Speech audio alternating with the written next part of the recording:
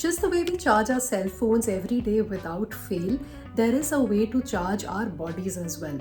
जितना हम नेचर के साथ कनेक्ट करते हैं वो एक डायरेक्ट एंड श्योर वे हो जाता है अपनी बॉडी और अपने माइंड को लिटरली चार्ज करने का। उनमें से एक तरीका है walking barefoot on any uneven natural surface like grass और अनइवन पाथ। इस नंगे पैर घास पे चलने की प्रैक्टिस को ग्राउंडिंग या अर्थिंग भी कहते हैं एंड इसके बहुत सारे डॉक्यूमेंटेड बेनिफिट्स हैं। The idea being that the earth has ample free electrons जो कि आप यूज़ कर सकते हो।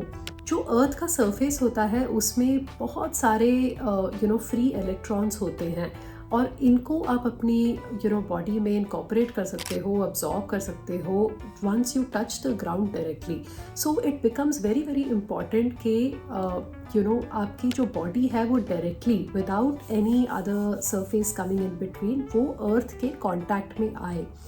अब ये थोड़ा सा मुश्किल इसीलिए आजकल हो गया है because we are not use to touching मिट्टी in any form, okay, because we are in an environment जो कि हम डिजिटली सब कुछ करते हैं एक सैनिटाइज्ड एनवायरनमेंट में।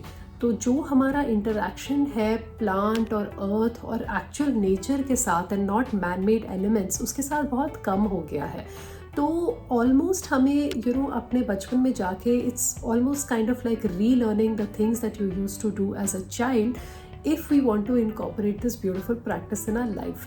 So firstly let's talk about our feet, हाँ, क्योंकि ये हम पैर के थ्रू एनर्जीज अर्थ की लेते हैं तो पैरों का सिग्निफिकेंस थोड़ा सा समझते हैं। 1/4 of all of the bones in your body are in your feet. आपके पैरों में 2,50,000 स्वेट ग्लैंड्स हैं और 14,000 से ज़्यादा नर्व एंडिंग्स हैं। हमारे पैर बहुत सेंसिटिव होते हैं और इन नर्व एंडिंग्स में कोई भी डैमेज अगर हो तो वो पूरी बॉडी को इम्पैक्ट करने की क्षमता रखता है। तभी पुराने ज़माने में ये कहा जाता था कि जितने स्वस्थ आपके पैर हैं उतने स्वस्थ आपकी बॉडी होएगी।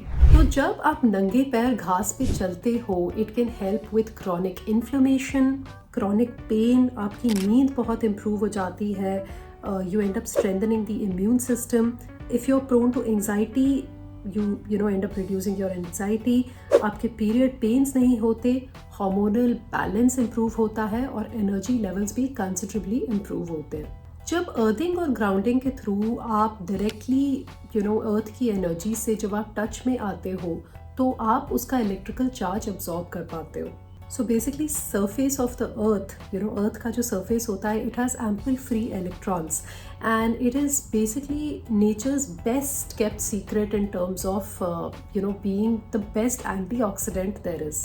तो जो कंडक्शन का प्रिंसिपल होता है which is what it says कि जो फ्री रेडिकल्स हैं उनको ये फाइट करके उनको ये न्यूट्रलाइज कर देता है। तभी for every problem that you will go to your doctor with और to your whoever with they will always mention that spend time away from your screens and spend time with nature. तो इसका एक तो element हो गया कि आप nature पे अपने शूज़ पहन के चले गए एंड आपने पौधे देखे, फूल देखे and you got some respite because obviously through the eye there is a direct connection to your brain and you get some relief from that. But what about the sense of touch, right? Because बाकी भी आपके 4 senses हैं जो आप उस समय use नहीं कर पाते हो। तो when you touch the earth, when through earth वो जो connection आपका बनता है earth के साथ उससे there is a very good exchange of energy that happens between you and the earth where you're literally able to let go of anything that doesn't serve you anymore, both physically and spiritually. The पंच महाभूतास या फिर जो 5 elements जिनसे आपका शरीर बना हुआ है उनकी सारों की जो एंडिंग्स होती हैं वो आपके 5 टोज में होती है। So the big toe is space, the second toe is air, third toe is fire, fourth toe is water and fifth toe is earth. तो जब आप नंगे पैर चलते हो आप ये 5 एलिमेंट्स अपने पैरों के थ्रू आप अब्जॉर्ब करते हो। So it has a nourishing and healing effect on your entire body and if you think about it this is natural. अभी हमें ये थोड़ा सा नेचुरल लगता है कि नीचे जाके शूज़ उतार के आप घास पे चढ़ रहे हो, बल्कि ये जबकि सबसे नेचुरल चीज़ है। What is unnatural is wearing shoes all the time, not exposing your shoes to the, not exposing your feet to the ground, and kind of having your foot kind of completely be in a closed off environment all day. अब वो हमारा constraint है, उसका हम कुछ कर नहीं सकते, लेकिन उसके जो इल इफ़ेक्ट्स हमारी बॉडी और माइंड को सहने पड़ते हैं उसको हम न्यूट्रलाइज ज़रूर कर सकते हैं by this practice of walking barefoot for about 10 to 15 minutes a day. It's best done in the morning on घास जिस पे ओस आई होती है, बिकॉज प्राण जो होता है which is literally the life force energy of the universe is very very high first thing in the morning. तो अगर आप उस टाइम पे करते हो तो बहुत अच्छी बात है, नहीं तो आप शाम को, सुबह में, दिन में, आप जब भी कर लो, इट इज़ ग्रेट टू. ये बच्चों के लिए स्पेशली बहुत ज़्यादा यूज़फुल है. It is not a good to do activity for kids. It is absolutely a must do, especially kids, these days they are struggling with ADHD and so many disorders which come in because they are exposed a lot less to nature and a lot more to screens, right? तो बच्चों के लिए तो नंगे पैर मिट्टी में चलना या मिट्टी में घर बनाने या फिंगर नेल्स के अंदर मिट्टी आनी इज़ एक्सट्रीमली इम्पॉर्टेंट, बिकॉज उनका माइक्रोबायोम, उनका जो गट माइक्रोबायोम है वो उसी एक्टिविटी से डेवलप होता है. जब ये माइक्रोब्स उनके फिंगर नेल्स के थ्रू उनके गट में पहुंचते हैं, जो गट का फ्लोरा एंड फौना है वो बहुत ही स्ट्रेंथन होता है, उनकी immunity in the long run बहुत स्ट्रेंथन होती है. Handling soil, and this is both for adults as well as for children, handling soil improves the ratio of good bacteria to bad bacteria in your body. इससे आपकी body को in the long run allergies prevent करने में बहुत help मिलती है. अब नंगे पैर चलना है तो मतलब घर में ही चल लेते हैं. A lot of people might say because you don't want to go down and you don't necessarily have a garden with which you can do that. So घरों में जो टाइल्स, परफोरेटेड टाइल्स लगी होती है या मार्बल लगा होता है, उसमें ज़्यादा देर नंगे पैर नहीं चलना चाहिए, because the constitution of the material is very different. Your body is warm, marble is cold, and so there is a disconnect there. You end up cooling your body off unnaturally.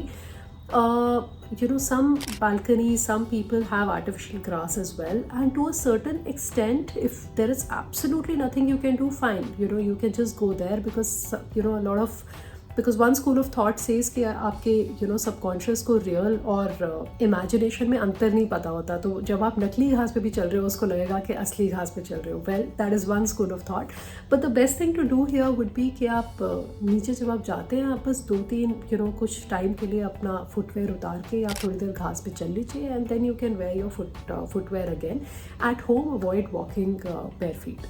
Based on your dosha, how you're feeling also, this will really help you. As if your vata is high and you're feeling ungrounded, you're feeling flighty, you're feeling anxious, overthinking हो रही है, तो आपको especially benefit करते हैं ये earthing के elements, क्योंकि क्लियरली आपकी बॉडी और माइंड में स्पेस और एयर बहुत ज़्यादा है इस टाइम पे. तो अर्थ की आपको प्रॉब्ली सबसे ज़्यादा ज़रूरत है given the frame of mind you are in. तो जब आप ज़मीन पे, स्पेशली घास पे चलना, अगर आप ऐसा फील कर रहे हो तो बहुत ज़्यादा बेनिफिशियल होता है. If pith is high in your body, अगर आप you are feeling angry, frustrated, restless, inflamed, if there is any inflammation in your body, जलन है, burning है, तब you will benefit a lot from cool, moist environments. Especially सुबह फिर आपके लिए चलना बहुत ही ज़्यादा अच्छा होएगा, because there will be that पानी element also on the घास जो कि ओस के थ्रू आ जाता है, and this will help you balance the fire and help you see things more clearly.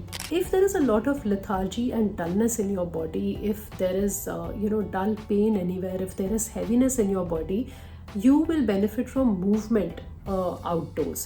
So while of course you too will benefit अगर आप अर्थ के साथ कनेक्ट करते हो, बट वो एलिमेंट शायद आपकी बॉडी में अभी काफ़ी ऑलरेडी है. तो अगर आप उसके साथ साथ कोई एक मूवमेंट अपनी बॉडी की भी आप कर लेते हो, तो वो चीज़ आपको बहुत हेल्प करेगी, not just physically but also in improving your energy and enthusiasm mentally. So I hope you like this video, and I hope you and the kids at your house are spending a lot of time getting exposed to nature, because that is the natural thing, and what we are doing today is the unnatural thing. So with that reframing of our mindset, let's start looking at walking nange pair in the ghas as what it's supposed to be, which is natural. And till the next time we meet, please take care, and I will see you soon. Bye.